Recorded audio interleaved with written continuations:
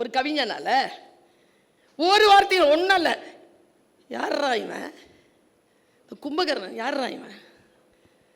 அனுமன் கிட்ட கேட்குறான் ராமன், யார் இவன்? தோளோடு தோள் தொடர்ந்து நோக்கின் நாள் பல செல்லுமாம். இப்படிப்பட்ட பிரம்மாண்டங்க, இப்படி பிரம்மாண்டமா நிறுத்துற அந்த பாத்திரங்க, அதனால் தான் அவை மனதில் நிற்கின்றன. அதை தேடி தேடித்தான் நாம் எல்லோரும் வருகிறோம். உங்கள் கருத்து கேட்பதற்கெல்லாம் நாங்கள் வருவதே இல்லை.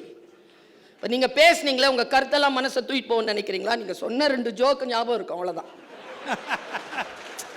கருத்தின் மீதெல்லாம் யாருக்கும் அவ்வளவு ஒன்றும் இப்ப இன்ட்ரெஸ்டே கிடையாது. ஒரு கதை சொல்லுகின்ற பொழுது அந்த பாத்திரத்தை எப்படி நீங்கள் நிறுவுகிறீர்கள்? ராமன் எப்படி இருந்தான்? ஒவ்வொரு நிலையிலும் அவனுடைய அந்த அந்த பாத்திரத்திற்கான படைப்புகளில் அவர் ரசவாதம் செய்கிறானே. சீதையை பார்க்கின்ற பொழுது அவன் எப்படி இருந்தான்? கைகேயிடம் அவன் எப்படி